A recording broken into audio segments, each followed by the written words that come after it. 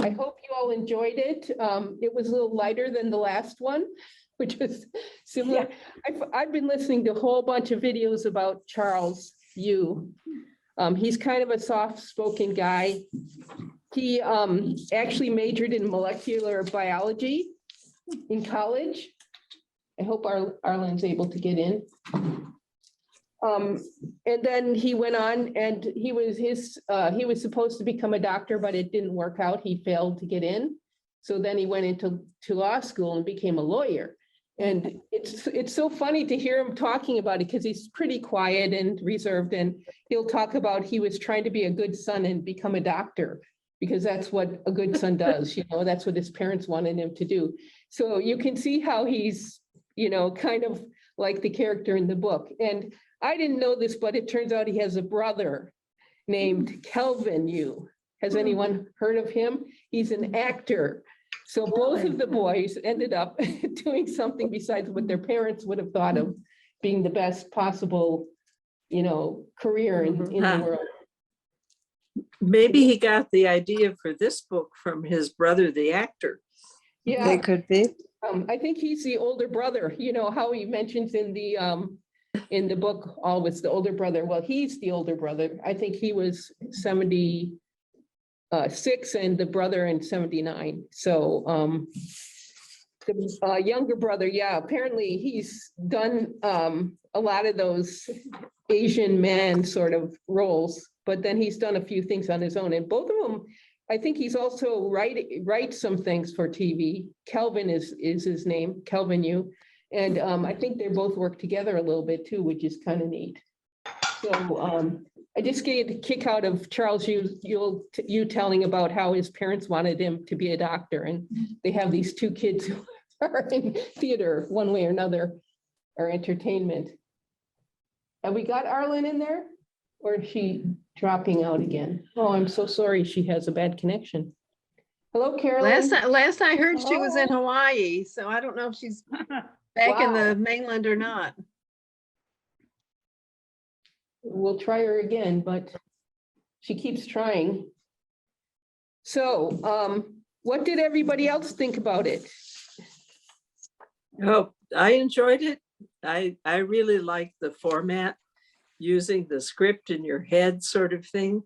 I can understand that. I remember once coming out of a very intense movie about space aliens taking over the bodies of people, and you couldn't tell any difference when you saw them on the street.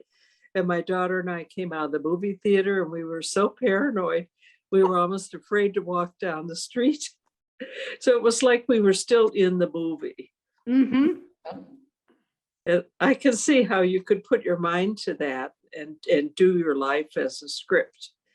Well, and he has written a bunch of scripts. I mean, that was what he did after law school. In some of his interviews, he said he never really felt like he would do well as a doctor, but he thought law would give him a chance to write, and he really liked to write. So that's one reason he went into that and became a corporate lawyer. But then, of course, he ended up being a script writer for Hollywood. So they are making this into a TV series, by the way. Wow. Yeah. Wow. I think that Hulu streaming service is doing it. Wow. So it looks like, is that you there, Arlen? Finally made it. Disconnecting to audio, yeah. Yeah. Well, I struggled with the book at first. The format was so different, and I started reading and I thought, do I really care about this? And I quit for a while, and then I decided, well, then I read some reviews, and this guy is really highly regarded in the writing community, and prize winning for young authors. And I thought, just because I'm an old lady doesn't mean that I should just poo-poo this modern style of writing. So I started reading it again, and I too, I thought it was well done, and I thought it was an interesting format, and I could follow it. But boy, at first I wasn't too sure about that. But, just making myself think I was poo-pooing it because then it was an old lady, boy, that made me really determined. And it won the 2020 National Book Award, the top prize. Oh, Yep. my. You should see where he learns that he won the prize. He's just so stunned. It's really funny. So it is highly regarded. So one of the questions I have here from the publisher has to do with generations. Since you on Zoom don't have it, I'll read it. In Act 3, Willis describes the following interaction with his father. He says something you don't quite follow. You hear it, you catch most of the individual words, and yet somehow you don't understand. This gap always there, somehow unabridged, whether it's across a wide Pacific Gulf of language and culture or just simple sentence, father to son, always distance. Discuss how different generations can sometimes have a difficult time relating to and communicating with one another. How is this tension compounded further in immigrant families? So what do you think about that, Jane? The generation person, huh? I don't know. Makes sense to me. Yeah, there are a lot of things that I don't understand. And of course, as far as books, is it manga? That's a whole other, there are different writing styles and different formats that, I'm not used to it, but I'm going to keep working at it. I think I can become acclimated to it. But like I say, I thought it was a good book and a good story, but it sure took me a while to get past the format. When you think about the different generations, what I've often said is, because of all the years we've lived, we come to the situations with a different perspective. We've got a lot more experience, I guess you'd say. Kind of, we've seen it, done it, seen it, that kind of thing. So I think that plays a part in younger people and older people communicating because they haven't experienced those things. That's how I look at it. And a lot of, yeah. You're going to be the product of things that have happened in your lifetime. If you grew up in the Great Depression, you're going to have a certain way of looking at things. If you love the Beatles music, you're going to have another way of looking at things. And I think that's a story that's probably gone on for all generations. Then you talk about, if you add the immigrants part of it, you've got somebody whose background is so much different. If your parents or grandparents immigrated here, they have an even more difficult time trying to understand. And the young people who want to assimilate and be a part of what's going on in their, the land that their parents brought them to, or that they were born here, then they have an additional communication. There's a gap there. And I've read many stories, with immigrants, the older trying to understand the younger can't understand what the older ones are talking about. And I think that those influences just, you find a way the best that you can, but different circumstances, timeframes, et cetera. I can relate. I did grow up in an immigrant family, and there was constant friction. Partly because I was so radical and stubborn, but also because I was born in the United States and my parents were not. And then increasingly within that, there's differences between myself and my siblings who came close to a decade later. Mm-hmm. They saw something different from me. And now that we're all adults, we still have different views of what was going on with our parents who are now deceased. But when we get together and talk about it, we don't have the same understanding of what the issues were, which is, I find that even interesting. Mm-hmm. And I can relate to the issues with his brother, with his mother and father, and also with Karen, I think her name was. Yeah. She was part immigrant. Wasn't her mother an American? Her father was an immigrant, or maybe it was the opposite. I can't remember. There's a lot of communications issues, not only through generations, but through cultural disparity. I guess that's the right word. Well, and and I think Asians have had a really tough time. as immigrants and still are, which is horrible. But, Sadly. you know, was a huge, well, I still am a huge Amy Tan fan, and I read everything that she ever wrote. But the whole issue of, you know, and the stereotype, like Kung Fu man and older man, and this, you know, I think people look at Asian faces and, you know, that's what they see. They don't see people, you know, and that I thought was really quite striking in the way this book was written. Yes, I concur. I myself, when I look at an Asian, I have no idea, are they Chinese, Japanese, Yeah. Filipino, Chinese? I'm not skilled enough to do that. I have a daughter-in-law who's Korean. I'm beginning to see that in others. But yeah, I confess that I am seeing generic Asian, all the You know, to Yeah. that point, I was thinking about the same thing, and then I tried to reverse things, and I said, well, if I sat here at the table, would you know if I was Italian, Polish, German, Irish, you know, whatever? And because I was thinking about that same line about he didn't know Korean, Vietnamese, or whatever.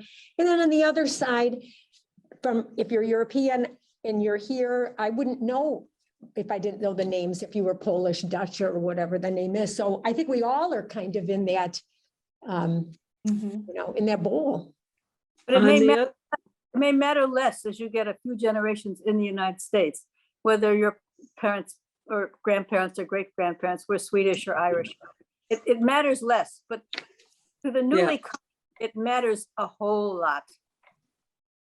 Well, when I took sociology classes at the University of Illinois, after coming from a very small town in the middle of the cornfields where we had one Jewish family, one Black family, and that was it. My social professor said the difference is whether when you look at the person, you see them as different. And if they're Black, you see them immediately as different. And if they're Asian, you see them immediately as different. And Adele is exactly right. The European immigrants all, in a sense, looked like each other. The Italians were discriminated against a little more because they tended to be darker. But other than that, you couldn't tell unless they opened their mouths and they had a heavy Swedish accent, as my grandfather-in-law did. I yumped from the tractor, I yumped thing, which he still had, but you don't see a difference if you are yourself are European white. You just don't perceive it. And those people had more of a chance to integrate because they weren't as easy to differentiate. Yes. Yeah, you hear about the discrimination in the past, like Irish or something, way back. And how would people know what they were? That's what I've always wondered. They Just wouldn't. like One generation in, they would not know, is this an Irish American, Swedish American, Polish American? Their parents would be identified quickly because of perhaps their appearance a little bit and their dress a little bit and their speech a lot. But when you get one generation down, that's all erased. Yep. And 2 and 3, it is gone. Mm-hmm. Yeah, what about that one chapter where he kind of lists all the different laws that were passed? That was pretty shocking. Yeah. And I think, in one of the interviews, he said he didn't even realize how many there were until he started reading, you know, and it's just amazing when you think about it, how they were treated. That is some of the things that happened. And we don't have that impression the way we necessarily do about slavery and Black people, but it existed. And does anyone remember, were you here when we read that book by Jamie Ford, Love and Other, what was the title? Yeah. Consolation Prizes, where the young, around the early 1900s, the little boy was put up for sale. in Seattle at the World Fair. Oh, yes, I remember that. Yes, yeah. one. Yes, An yes. Asian boy. Yeah, Yes. so that brings Yes. that home. Well, and you know, today is the 80th anniversary of Pearl Harbor, and what happened to the internment of the Japanese, you know, following that is, you know, just a horrific thing when we think about it now. But very often Chinese and people from other countries were put together right with them, you know, because No. other people couldn't tell who was Japanese and who was Chinese and who was Korean. And, you know, yeah, it's not been a pleasant history, our treatment of Asian people in this country, for sure. And it's with the virus probably coming from China, it's certainly been exacerbated in the last 2 or 3 years. That's for sure. Yep. Well, I wish, you can't see me because if I operate without the video, I can join in, but they won't let me do video because of being in a metal roof building or something like that. But anyway, I was hoping my son, who not only do we live in a Chinese neighborhood outside of San Francisco when he was young, but also he was in the movie industry in China for 10 years or so. And I was hoping that he would read the book. He wants to read the book. He didn't have time to read the book so that I could have taken notes on his impressions. But I thought the book was so topical because you may have said this before when I was trying to connect, but you know, now the attacks on Asian people also, besides on Black people, you know, elderly people being knocked down and victims of violence on both coasts. So yeah, I think the whole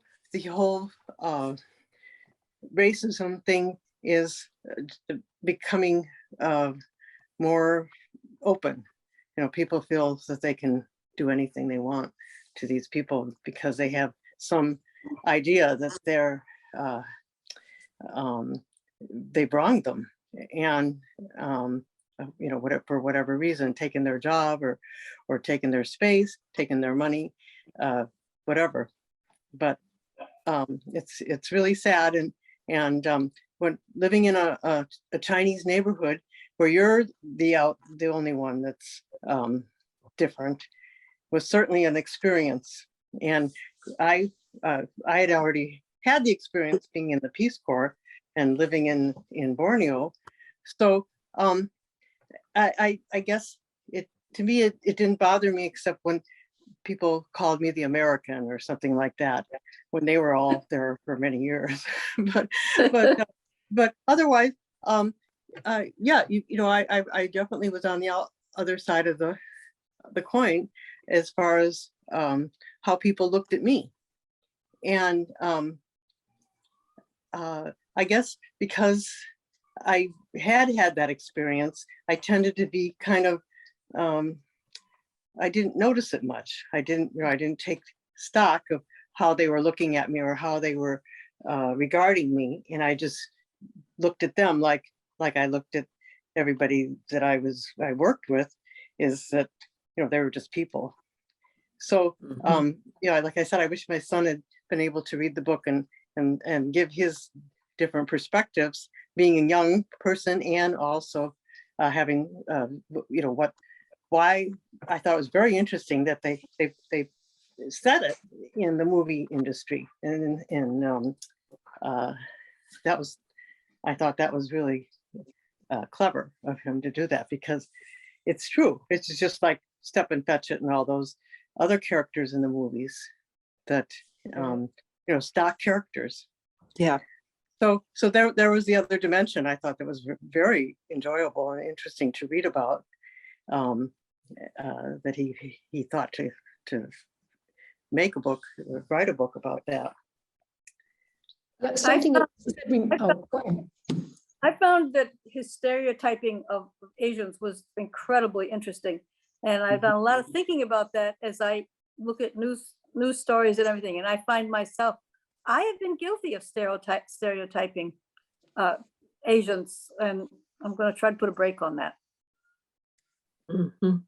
Yep. One of the things that made me think about how the narrator pictured all of this was he was going to be in this TV show or the show Black and White. Yeah. And there was a black and a white star. And even on that show, it was such a minuscule job he had, or he was going to just be the dead guy, didn't have any name. And even I think that just kind of showed how the narrator kind of felt about, geez, I can't even get a starring role on a show called, Black and White. And I've got these two stars there and I can't even make headway there. And I think that kind of helped to put this in perspective too, about how they were, looked at 45 days. You can't work then after 45 days if they kill you off in the show. That was one of those, I wanted to laugh out loud.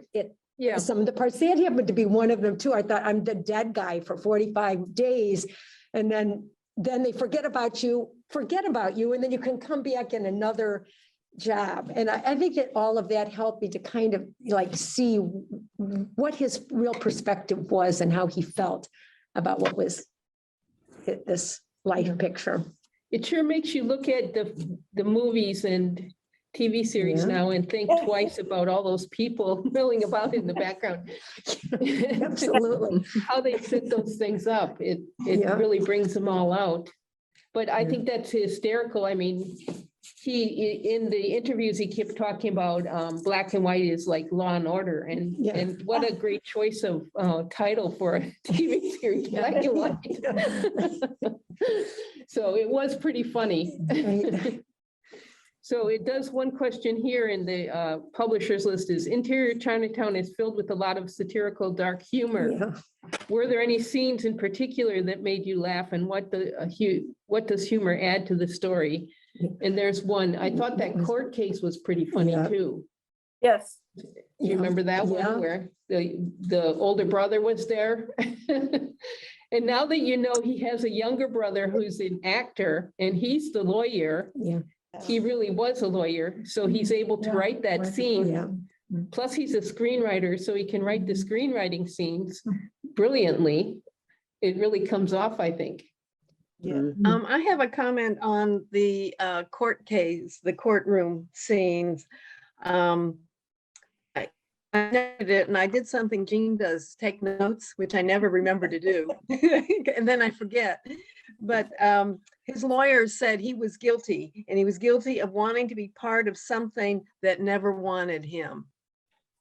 Oh, And I think that kind Uh-huh. of summed up a lot of what the whole book was about. uh-huh. Yeah. Yeah.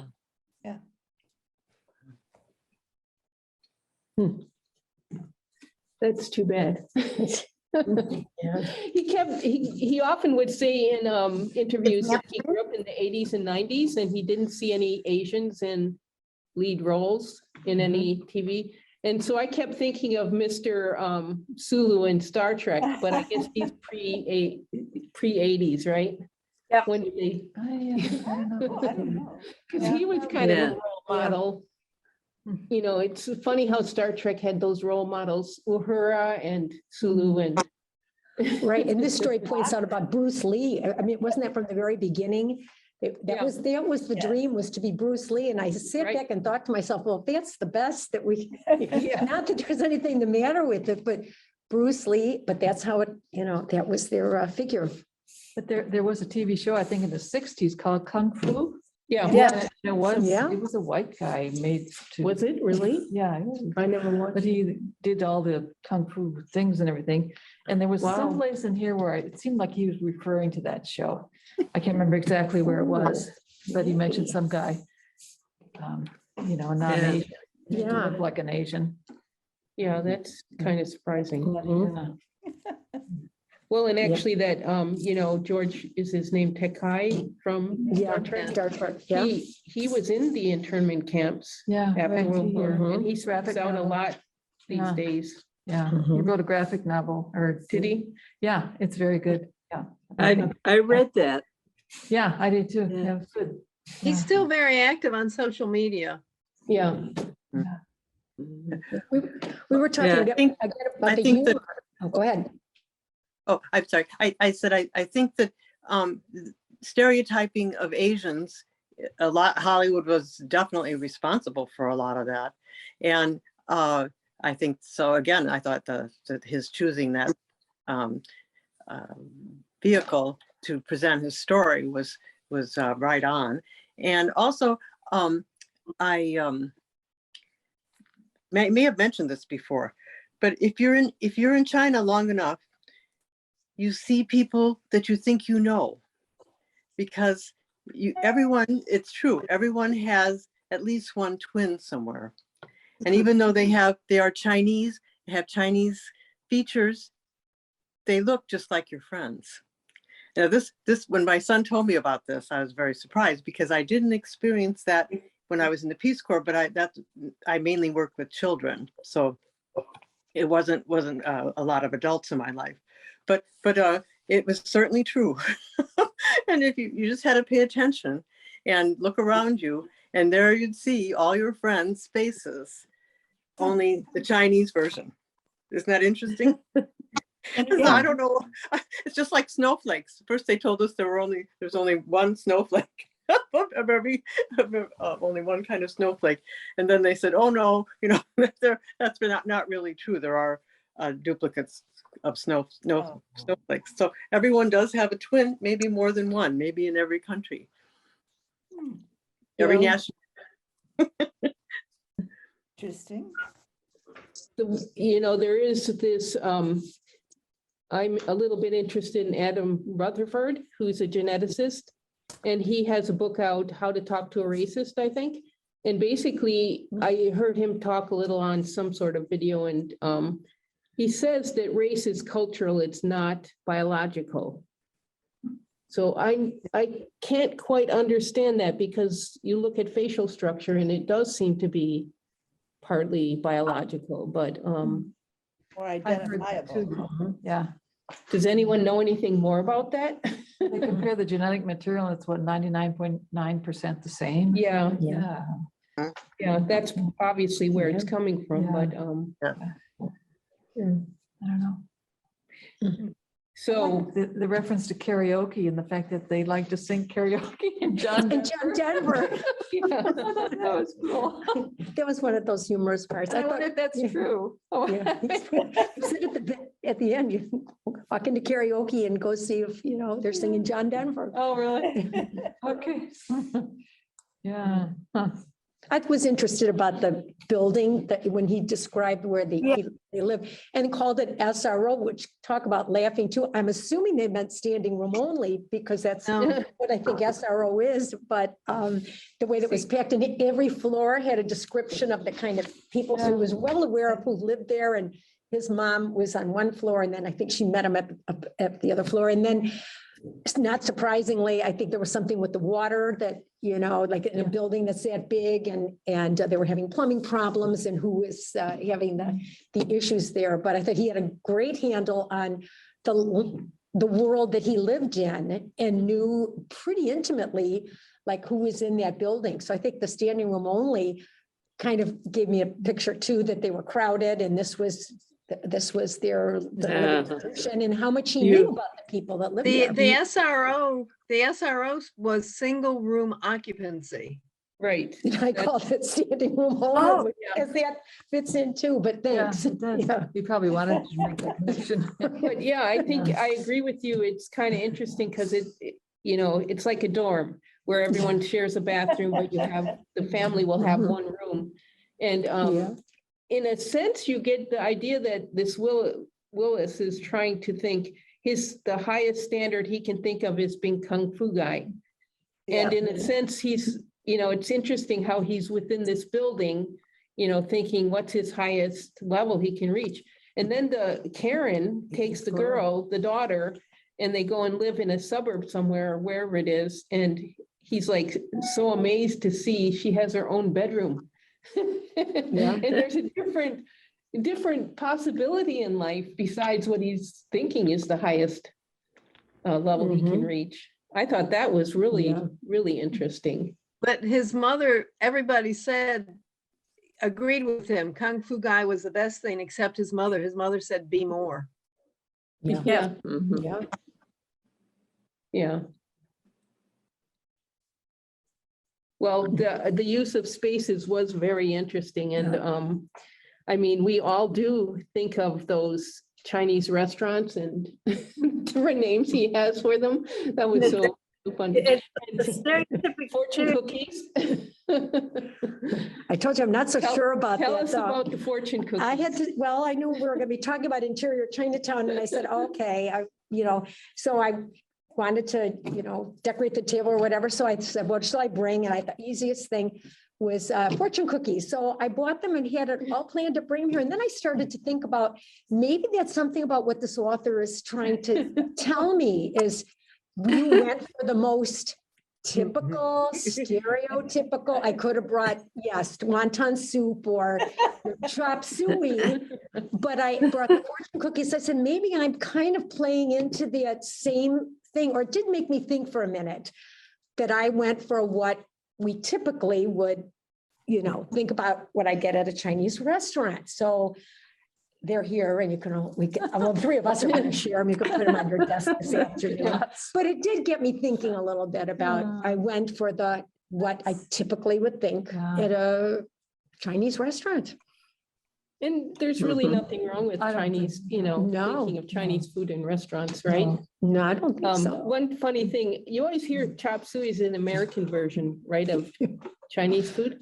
Yeah. I was looking at some old cookbooks in the history room here, 1920s, these community cookbooks put out by the church ladies. And they had chop suey in there in the 20s, which I thought was interesting. When you look at that timeline of the different laws restricting Yeah. immigration. Yeah. And these were local cookbooks? Yeah, like Ephraim or something. Okay. Ephraim or Sturgeon Bay. Okay. Gosh. Yeah, Well, I was a little surprised. to I'm see it, that surprised. That Yeah, was yeah. here, in Door Mhm. County. Yeah. of course, you had that canned stuff you used to buy. I mean, that was Yeah, yeah. I don't know when that came into being, but. Yeah, One of the- my favorite I don't know. One of my favorite books is a book about old Shanghai. I think it's called Old Shanghai. And it's pictures of what China looked like before the revolution. And they all had European Victorian furniture. They dressed like Europeans. Yeah. And so I don't find it strange at all. This was in the 20s. And I don't find it strange at all that that old cookbooks would have recipes for chop suey, because the Chinese were very much like Europeans at that time. Mhm. This as far as fashion and style and architecture. If you've ever been to Shanghai and walked along the Bund or been anywhere else in the business district, it's all European style Yeah. architecture. Would that have been like, would that have been Shanghai as opposed to all of China? Or was it kind of exclusive to the Shanghai area? Well, I think it was exclusive to cities. Yeah. Because rural China definitely was not in the 20th century, but Right. still aren't. They're Right. not in the 21st century either. Ah, So rural China is completely different. Yeah, I'm trying to remember, we read a nonfiction book a few years back that was set in China. Does anyone remember that one? It was a mystery. What did you read? I'm trying to know. I You thought it know was what a happened? It Right. was, a kidnapping or something. boy, Yeah. it was an interesting book too, and it had to do with some of that European influence in China at the time. Does anyone? No? Oh, what was the name of that? Look it up. I'll look it up on my list that I have at some point, but Does anybody remember a while back, the Dragon Mother? These mothers who are pressing their students to academically be successful, and they call them Dragon Mothers. Does Tiger, that was maybe Tiger 5 or Mom? 10 years Tiger ago? Mom. Yeah. Tiger Mom. yeah. Tiger Moms, maybe that's it. Yeah. Yeah. And That's and close. there was a woman who was interviewed who definitely was one, and But when I think of Asian students, I think of high achieving students. Mhm. Do you feel that way too? Yeah. He mentioned that too, didn't Oh, he, a yeah, few he mentions times? that a lot. Yeah, with the grade point averages. Yeah. But the cultural pressure is extremely high, and there's Mhm. they have many suicides, just Mhm. unbelievable amount of suicides among Yeah. the very young because of this academic pressure. And then that transfers to here. When Yeah, we okay. lived in California in this neighborhood, the children had no time to play. On Saturdays, they would go to Chinese school, and there was always their parents were always pressuring them to study. Yeah. And of course, yes, this achieved good results, but at the cost of their social lives. Right. When my son had all Chinese friends, of course, because that's all there was. But then when they tried to get together with them when they were adults, the young Chinese people admitted that they had been left behind as far as sports, social skills. They couldn't relate to my kids would try to get together with them. They couldn't Mhm. have conversations with them because the kids were had not developed their social skills. And we were I was just with my kids, and we were speculating about what had happened to a lot of their friends and how cute and funny and fun they were when they were little, and then when they saw them when they were adults, they were just totally withdrawn and couldn't relate. They couldn't relate to each other at all. So it was bad. Yeah. But that's the result of just making them, never letting them play, never letting them have any free time to develop social relationships. Yeah. Jane mentioned Amy Tan, and I think I remember reading someplace along the line that her mother planned for her to be either doctor or surgeon and a Yeah. concert pianist in her spare time. Yeah. That's quite a bit on her plate, and she ended up being this terrific writer, and they've reconciled that. But I think that just goes to the point that, Arlen was talking about. And that's exactly what this author was. His parents wanted him to be a doctor, so he majored in molecular biology, but it didn't work out. And he seems to be very happy working in with screenplays, because he talks about being in groups where you can work as a team, which must be completely different from what his family had envisioned for him, maybe. But it is interesting. He writes about that. That book I mentioned was called Midnight in Peking. Yes.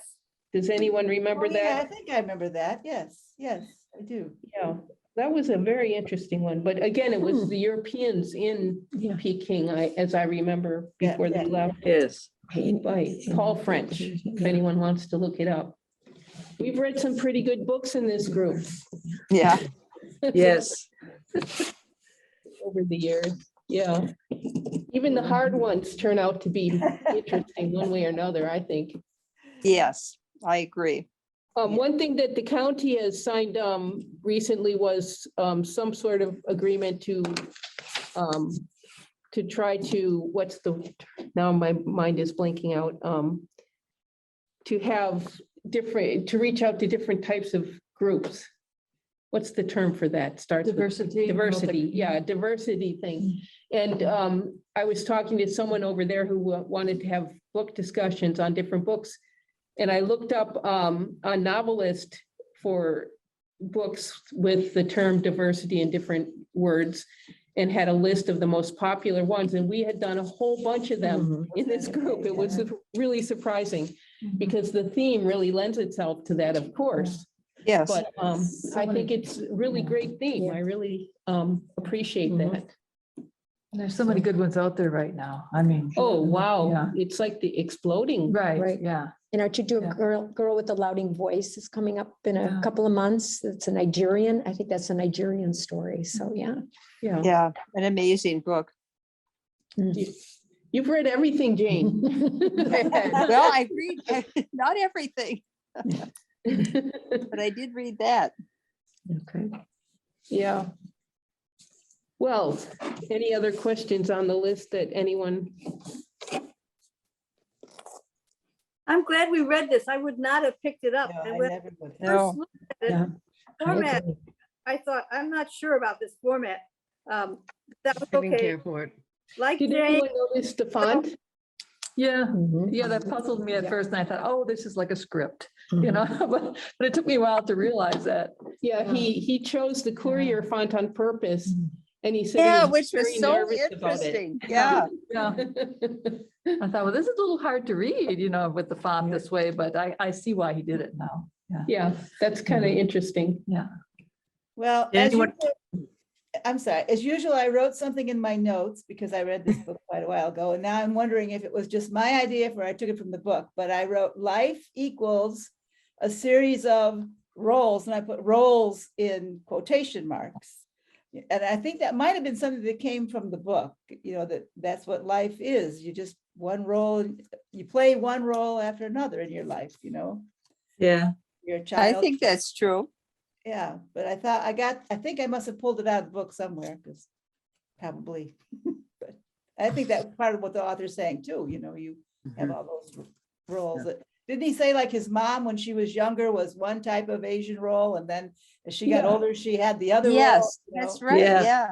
Yeah. Oh, speaking of his mother, how about the irony though, when he said his happiest times when his mother was dead on the show, because that meant that he could have his mother. I mean, that Afterward, was, Yeah, I think to mention that really got to me, that the irony of that's when you're going to when she dies on the show, your life kind of comes alive. I thought that Yeah. was amazing. yeah, Yeah, yeah, Yeah. he's a very clever writer, Yeah. I think. yeah, I think so Yeah. too. Yeah, he's good. Well, Did anyone else listen to the book? Did What was everyone, it? did anyone else listen to the audio book? Yes, I. No. Well, what struck me, I listened to it, and what struck me is that the reader did it just like action, camera, and Oh, then the click, you know, the click of the boards, and that's so it was just like being on set. oh, that's. Huh.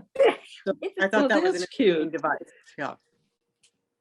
Well, and you know, it was interesting in the storyline, every once in a while, an actor would forget to use their Asian accent because they were so Yeah, I know. acclimated to speaking English with an English accent or with an American accent.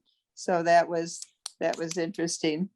Yeah, I think somebody said along the line, we don't trust you because you don't sound, he was trying to sound American and he ditched the Asian part and he says, we don't trust you because you're talking too American for us. Yeah.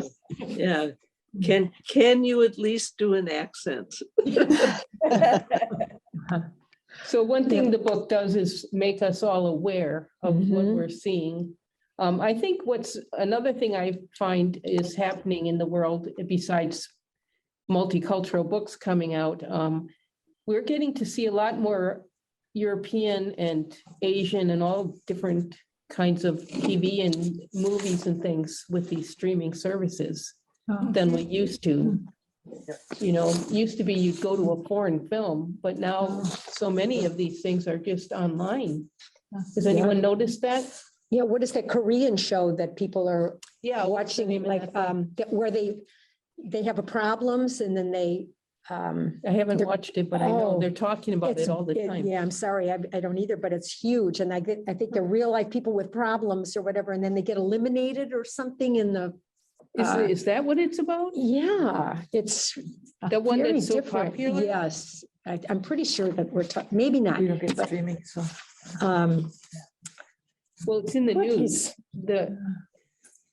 what's the name of that thing? Yeah, now that's gonna drive us crazy, right? No. Is it a Netflix? I think it might be a Netflix, maybe. But there are so many foreign, all different nationalities on Netflix and Prime and all these things. Yeah. So, Like you say, they're not American people trying to make a film that looks like it's from somewhere. It's from somewhere that's their real, how they talk and the background and everything else. You're right. It's more authentic. Mhm. Yeah. Or it's not a Chinese director trying to imitate a what he thinks Americans are like or want in their Right. films. Because that it goes the other way too, where the Chinese Yes, directors think they know what Americans want, or they think they know how Americans are, and that's what they put in their films. Yeah, the thing she's mentioning was Squid Game. Has anyone seen that in the news? There's also, Squid Game, I've been just reading about it. yeah, lots of news stories about it, how it's catching on. I haven't seen it though. What is it again? It looks creepy. They kind of all look. It's Yeah. it's taking the world by storm. What is the name of it? Squid Game? Squid Game, SQUID, and I think it's Oh, yeah, Korean no. people that compete and. My children said it wasn't my kind of show. Hey, Mom. You wouldn't like Well, I it. think they said that to me too. I can recommend a couple, and I can't remember what the second one was called, but the first one's called Still Life. And then there's another one by the same director. Oops. And why would you recommend those? I think What- it's on Amazon. They're two very good Chinese films that my son recommended to me that I watched. But there's a new book, Still Life. Yeah, well, There was a book, Still Life, by a But that's well-known Louis- author, but I can't remember the that's author. Louise right now. Penny. That's Louise Yeah, Penny. okay. That's the very Right, first there's- one. And Which there's is a brand new These are one. Chinese. This is a Chinese movie. Right, but this is not. Oh, okay. No, There's Three another times, story. it's not Chinese. Yeah. Oh. Okay, does anyone have anything else to say? It's crazy. I think we've had a really good discussion, and I'm hoping you all get a chance to read the Michael Perry books. He is going to speak here, but not everything. A lot of it's all going to be digital too, so Good. online. So if you're not here, you can join in anyway. Aha. That's a good Um, thing. If you go to doorcountyreads.org, you'll find a lot of information as we develop it. It goes Okay. on there. So for this book group, I was wavering between Truck and the other book. What's it called now? Population 45. Does anyone have a strong opinion one way or another? Or should we talk about both of them? Or I ended up getting Truck on the list. They were splitting them up, but we could do whatever we want, really. No What- opinion? What is the one for the list? In the list, there's a lot of book discussions all over, so we ended up with Truck. But, Truck. yeah, Population 485 was written a little earlier. It's, where he goes back to his hometown and he starts working with the fire department and does all of these, Okay, runs to accidents and things while he's yeah, also talking right, about right. people Right, in I his saw that. life. So Truck is another one of his that we would discuss in addition to. We were giving out both of those books. The Truck books are gone. But Truck is, I think it's a little lighter, but he does deal with a lot of issues again, you know. Has anyone read any of them? I've read them both. Population. I 45. I like it if, Yeah. I remember Population 45 better because I read that one first. and I really liked that one. Yeah, it's a little more philosophical, I think. But Truck, I sort of enjoyed Truck too, after I finally got through it. He's not my first choice, Oh, I like him. but yeah, Oh, that's I grew good to though. like him. Yeah. So I hope you all will. And as I say, they're on Hoopla, so you should be able to get them with your library card. Good. So we'll talk about Truck. We'll focus on Truck, but we can always, in my opinion, we can talk about both of them at the same time because they both are Michael Perry. And I think it's kind of interesting that in this book group, we've done memoirs. Like last time was Homeland Elegy, which was really a memoir called Fiction. This book is kind of a memoir called Fiction. And then we'll be doing Michael Perry, which is a real memoir. So I don't know what it is. People are doing their journaling because of COVID, maybe, I don't know. So do get a hold or look up the programs. I think we'll have some, he will be here speaking. I think it's all going to be online also. And there are going to be a bunch of theater things. I don't know that those will be online, but one thing that I think will be fun is a Badger talk with Joe Solomons from the UW. And it's one I suggested because I like Charlie Barron's. I don't know if any of you know those guys, those characters on YouTube. He does Manitowoc Minutes, I think. Oh, And he was actually here at the Auditorium Theater and he does a Wisconsin accent. And there's a couple of guys out there doing that sort of thing. So I said, let's have something like that. Of course, he's too big time. But Joe Solomons actually is a professor who researches linguistics and has written books on Wisconsin, different Wisconsin languages, accents. So I think it'll be very interesting. And when is that? That's February 3rd. So that's one I'm really looking forward to, but there's a lot of good things coming up. Kathleen Ernst, although she's not going to be online, I don't think. She wrote all those books based on old world Wisconsin. Yes. So anyway, have a look at the list and try to join in if you can, even from a distance.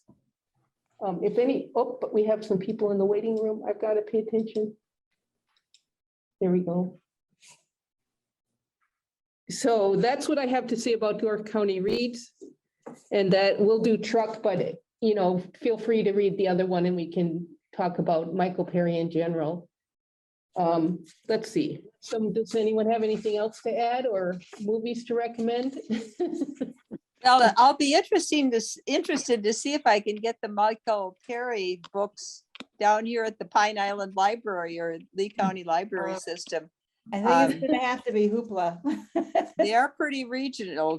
Yes, Yeah. they're not down here. Oh, they aren't, okay. They're not, no, so. Some of them have been on the New York Times bestseller yeah. list Yeah. and he writes Your for population national. 45, Yeah, you the probably first one, I get, think, yeah. yeah, I People think you- get to be, yeah. But And I can bring mine. it's on I Hoopla. didn't with bring mine to cards, Texas. No waiting. So if Yeah, nothing else, Hoopla's great, yeah. that's But a it won- is on Hoopla? yes, Yeah. both of them are Oh, on good. Hoopla. Excellent, Yeah, so if nothing else, right. And So- I'm sure you could order them from Novel Bay Books. They I'm ship- sure I could. Yep. True, that's do very they true. ship around the country? Oh, yeah. I just got 2 from them yesterday. Great. We use them instead of Amazon. No way am I ordering from Amazon. I think they're doing a book discussion right at the shop this year. I saw that on the list. Yeah. They wanted to get involved. So they're gonna have a book discussion there. Uh-huh. Well, you know, thanks to independent booksellers, I have listened to the most interesting webinars put on by well-known authors. Gosh, I've heard some fine authors. And thanks to independent booksellers that are sponsoring those things. So, yeah, I applaud you, Ruth. Yeah, I agree with you. I've seen some really good, if anyone's interested, there's some really good YouTube videos of Mhm. authors speaking around the Mhm. country. Well, all right, I guess we'll wrap it up unless someone has something more. Wishing everybody a happy holiday. Enjoy. Yes. Stay Happy safe. New Year, Happy New Year. Yes. It's Thank good to you. see all of you Yeah, alive or on the screen. stay warm. Yeah. I guess we all are alive, yeah. Be Yeah, safe, everybody. yes. I'm getting a new computer, so next month I should be better. Okay. Christmas present. Is Santa bringing it to Okay. you? Goodbye. Bye-bye. Yeah, bye, everybody. Bye-bye. Bye. Bye-bye.